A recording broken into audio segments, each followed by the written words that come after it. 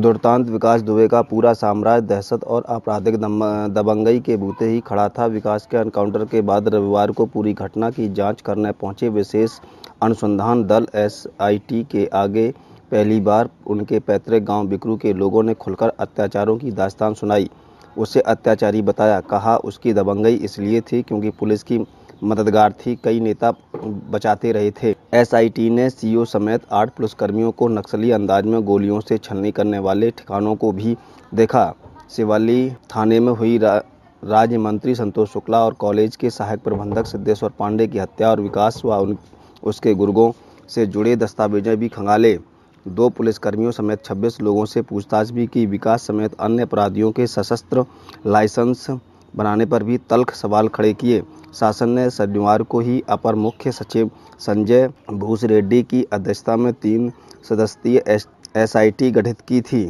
Team रविवार दोपहर ही 12:05 बजे बिकरू गांव पहुंच गई। जांच की शुरुआत उसी ठिकानों से हुई कि जहां 2 जुलाई की रात विकास दुबे व गुर्गों ने पुलिस टीम को रास्ते पर जेबीसी खड़ी करके न सिर्फ रोका बल्कि पुलिस के आगे छतों से तबाड़तोड़ गोलियां बरसाई थीं। इसमें सीओ समेत 8 पुलिसकर्मी शहीद हो गए थे। टीम ने सीओ देवेंद्र मिश्रा के शहादत स्थल को पूछा। सीओ का कत्ल मुठभेड़ में मारे गए विकास के मामा प्रेम प्रकाश उर्फ प्रेम कुमार पांडे के आंगन में हुआ था। करीब 5 मिनट तक एसएसपी दिनेश कुमार पी के जरिए पूरी घटना समझने के बाद टीम इसी घर के दरवाजे पहुंची, जहां एसओ शिवराज महेश यादव और मंधना चौकी इंचार्ज अनूप कुमार शहीद हुए थे। टीम ने प्रेम कुमार के परिवार वालों से पूछताछ की। यहां से टीम शौचालय के पास गई, जहां 5 पुलिसकर्मियों के शव मिले थे। वह दीवार भी देखी जिसे फांदकर सीओ बचाने के लिए प्रेम कुमार के घर कूदे थे। एडीजी हरिराम शर्मा ने एसएसपी से पूछा कि किन घरों से गोलियां चल रही थी। एसएसपी ने उन्हें नक्सली अंदाज वाले उस क्राइम सीन को बताया। यहां से टीम विकास के ढाए जा चुके घर पहुंची। इस दौरान 16 गांव वालों से भी पूछताछ की। 5 कत्ले आम का गवाह शौचालय। सीओ समेत 8 पुलिसकर्मियों की हत्या के बाद एनकाउंटर में मारे गए कुख्यात विकास दुबे के गांव बिकरू निरीक्षण करने पहुंचे एसआईटी उस समय कुछ देर के लिए रुक गई, जब टीम ने पुराने शौचालय को खून से लाल देखा। घटना की रात पर 5 पुलिसकर्मी जान बचाने के लिए इसी शौचालय में छिप गए थे, लेकिन हत्यारों ने सभी को गोलियों से भून दिया था, जिसमें 5 पुलिसकर्मी शहीद हो गए थे। रविवार को घटनास्थल की जांच करते अपर मुख्य सचिव संजय भूसरेड्डी व एडीजी समेत रविंदर समेत टीम के अन्य सदस्य रहे। इस समय का खेल ही कहेंगे कि जिस बिकरू गांव में कुछ दिन पहले तक विकास दुबे के खिलाफ आवाज उठाने का कोई साहस नहीं जुटा पाता था, उसी गांव में रविवार को 1-2 नहीं बल्कि 16 ग्रामीणों ने विकास के अत्याचार की कहानी एसआईटी के सामने बयां की। ज्यादातर शिकायतें जमीन पर कब्जों से संबंधित थीं। टीम ने सभी मामलों में सीओ बेल्लौर संतोष कुमार सिंह को जांच कर आख्या देने के लिए कहा है। एसआईटी के बिकरू गांव पहुंचने के बाद स्थानीय स्तर पर उन लोगों को बुलाया गया जो विकास के सताए हुए थे। इनमें से एक अंजीमुन ने बताया कि विकास ने उसकी 15 बीघा जमीन पर कब्जा कर लिया था। तमाम कोशिशों के बाद भी उसे जमीन वापस नहीं मिली। गांव के वीरेंद्र दुबे, जो विकास के पारिवारिक चाचा हैं, ने बताया कि उन्हें राशन कार्ड पर खदान नहीं लेने देता था। काइस खान ने बताया कि ट्रैक्टर लेने के लिए शिवराजपुर की एजेंसी में 1 लाख रुपए जमा किए थे, लेकिन विकास ने जबरन दूसरे को ट्रैक्टर दिलवा दिया और वह कुछ नहीं कर सके। मुस्तकीम ने बताया कि उसकी 3 बीघा जमीन विकास ने कब्जा कर ली थी। विद्या देवी ने बताया कि 2 माह पहले उन्हें कॉलोनी मिली थी, लेकिन विकास निर्माण नहीं कराने दे रहा था। भगवान दास ने बताया कि विकास किसी को पंचायत चुनाव नहीं लड़ने देता था। राकेश पांडे ने बताया कि गांव में किसी की हिम्मत नहीं थी कि जो उसके फरमान को ना माने। सिवली थाने में एसआईटी के समक्ष बिकरू के पूर्व प्रधान अमर सिंह पेश हुए, जिन्होंने बताया कि साल 1995 में वह गांव में काम कर रहे थे। विकास अपने हिसाब से काम कराना चाहता था। विरोध करने पर विकास ने उनको 2 बार पीटा था। वह चाहकर भी कोई कार्रवाई न करा सके। बलिदान हुए सीओ देवेंद्र मिश्र ने चौबेपुर के तत्कालीन एसओ और विकास के जुगलबंदी की शिकायत 1-2 नहीं बल्कि 8 बार की थी। यह सच्चाई आईजी लखनऊ लक्ष्मी सिंह की जांच में सामने आई है। पुलिस मुख्यालय तक को भी पत्र लिखे गए, लेकिन नतीजा सिर्फ रहा। 28 जून को मुख्यालय की टीम ने एसओ का बयान लिया था, लेकिन सीओ ने कोई बात नहीं की थी। जांच रिपोर्ट में अब तक सामने नहीं आई है। डीजीपी हितेश चंद्र अवस्थी का कहना है कि मुख्यालय तक पत्र पहुंचाने और जांच करने का प्रमाण मेरे संज्ञान में नहीं है। 2 जुलाई को बिकरू गांव में दबिश के दौरान सीओ समेत 8 पुलिसकर्मियों की हत्या के मामले में जेल में बंद तत्कालीन चौबेपुर एसओ विनय तिवारी सवालों के घेरे में है। शहीद सीओ की बेटी के घर पर रखे दस्तावेजों में मिले पत्र के बाद मामले ने तूल पकड़ा। पत्र तत्कालीन एसपी अनंत देव को लिखा गया था। इसके वायरल होने पर कानपुर से लखनऊ तक बवाल मच गया। स्थानीय स्तर से पत्र को फर्जी बताने की कोशिश की गई। वहीं शासन के निर्देशन में लखनऊ की आईजी लक्ष्मी सिंह ने जांच शुरू की। आईजी की जांच पत्र में असली मिला। इसे सीओ कार्यालय के कंप्यूटर पर एक महिला आरक्षी ने टाइप किया था। पुलिस महकमे के सूत्रों के मुताबिक सीओ ने विकास और विनय की जुगलबंदी की शिकायत का पत्र सिर्फ तत्कालीन एसएसपी अनंत देव को ही नहीं बल्कि 8 खत और भी लिखे थे। कुछ शिकायतें पुलिस मुख्यालय तक पहुंची थी। इसकी जांच के लिए 28 जून को पुलिस मुख्यालय से एक टीम आई थी, लेकिन नतीजा ढांक के 3 पात ही रहा। जांच टीम सीओ से मिलकर जरूर पर कोई जानकारी नहीं ली। टीम ने 3 घंटे पूर्व एसओ विनय तिवारी से बातचीत की और लौट गई। उस जांच रिपोर्ट को कुछ पता नहीं चल सका है। विक्रम 2 जुलाई को विकास दुबे ने चौबेपुर थाने के सिपाही राजीव को 12:20 बजे अंतिम बार कॉल कर गांव न आने को कहा था। उसने कहा था कि अपने एसओ से बता दो कि गांव आए तो लाशें उठेंगी। यह बात सिपाही ने एसओ विनय तिवारी को बताई थी, लेकिन उन्होंने उसकी बात को गंभीरता से नहीं लिया। यह बात भी रविवार को लखनऊ से आई एसआईटी के जांच के दौरान सामने आई। बिकरू गांव में 2 जुलाई की रात विकास दुबे और उसके गिरोह के लोगों ने पुलिस टीम पर हमला किया था। इसमें सीओ देवेंद्र मिश्र समेत 8 पुलिसकर्मियों शहीद हो गए थे। आशंका जताई जा रही है कि पुलिस विभाग से किसी ने मुखबरी की, तभी तो विकास ने तैयारी के साथ हमला किया। जांच हुई तो सामने आया कि चौबेपुर थाने एसओ विनय तिवारी और कई पुलिसकर्मियों से उसकी बातचीत होती थी। इस मामले में राजीव निलंबित किया जा चुका है। एसओ विनय तिवारी और हल्का इंचार्ज के शर्मा को भी निलंबित कर जेल भेजा जा चुका है। साथ ही चौबेपुर थाने के 68 सिपाहियों को लाइन हाजिर किया जा चुका है। के शर्मा को भी फोन कर दी थी धमकी। 2 जुलाई को ही शाम को 4 बजे विकास दुबे ने के शर्मा को फ़ोन किया था। के शर्मा ने पूछताछ में बताया था कि विकास ने उन्हें गालियां दी और कहा था कि अगर पुलिस गांव आई तो लाशों को कंधा देने के लिए कोई नहीं मिलेगा। विनय तिवारी से की थी मारपीट। कानपुर के राहुल तिवारी ने विकास दुबे पर जमीनी कब्जा करने का आरोप लगाया था। चौबेपुर के तत्कालीन एसओ विनय तिवारी 30 जून को मामले में राहुल को लेकर विकास दुबे के घर गए थे। विनय तिवारी ने बताया था कि विकास दुबे ने राहुल को पीटा और उनसे भी मारपीट की और मोबाइल छीन लिया था।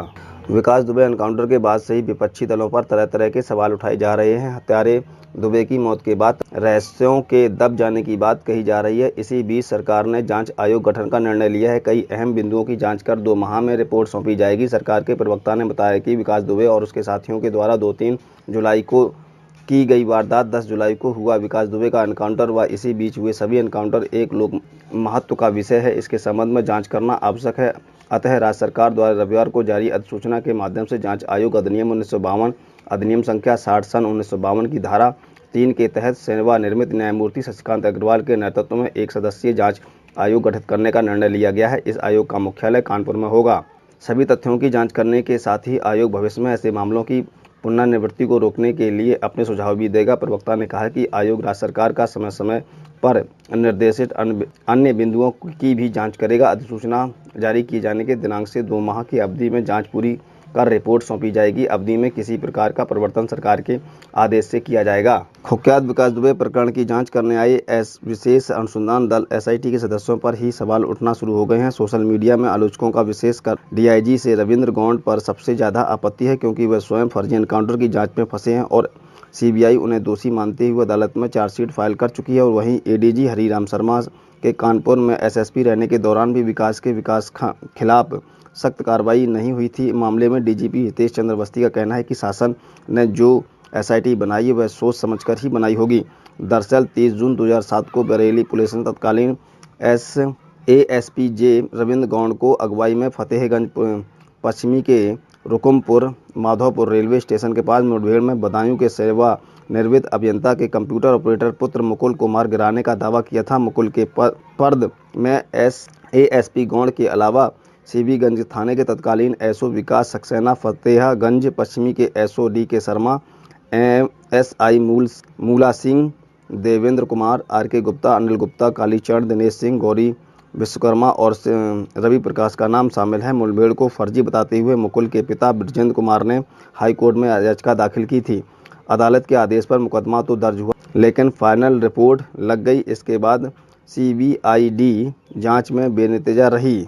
अदालत के आदेश पर मुकदमा तो दर्ज हुआ, लेकिन फाइनल रिपोर्ट लग गई। इसके बाद सीबीआईडी जांच भी बेनतीजा रही। 26 फरवरी 2010 को अदालत के आदेश पर सीबीआई जांच शुरू हुई, जिसमें तत्कालीन एसपी गौंड समेत सभी 12 पुलिसकर्मी दोषी पाए गए। मामला सीबीआई कोर्ट में ट्रायल पर है। वहीं एसआईटी के दूसरे सदस्य एडीजी हरिराम शर्मा साल 2000 के आसपास कानपुर में एसएसपी रह चुके हैं। उनके कार्यकाल में भी विकास दुबे के खिलाफ कोई सख्त कार्रवाई के रिकॉर्ड नहीं मिले। ऐसे में सोशल मीडिया पर लोग पूछ रहे हैं कि आखिर वह कैसे विकास से जुड़े मामलों की जांच कर सकते हैं। फजीयत होने के बाद अब रिहा होगी अमर की पत्नी।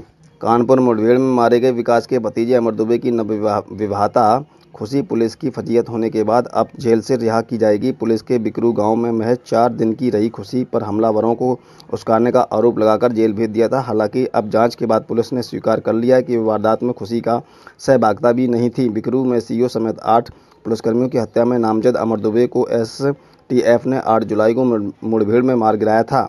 उसकी शादी 29 जून को पनकी क्षेत्र के एक गांव निवासी खुशी की शादी का सारा इंतजाम विकास दुबे ने अपने घर पर ही किया था। पुलिस के मुताबिक शादी लड़की पक्ष की मर्जी के बिना हथियारों के दम पर हुई थी। अमर के मुठभेड़ में ढेर होने के बाद पुलिस ने उसके हिस्ट्री शीटर पिता संजू दुबे के साथ खुशी को भी जेल भेज दिया था। इसी कार्रवाई के बाद पुलिस की आलोचना भी हो रही थी। मामले का तूल पकड़ते हुए दिनेश कुमार पी एसएसपी ने कहा कि जो कुछ हुआ जल्दबाजी में हुआ, गलत सूचना की वजह से हुआ।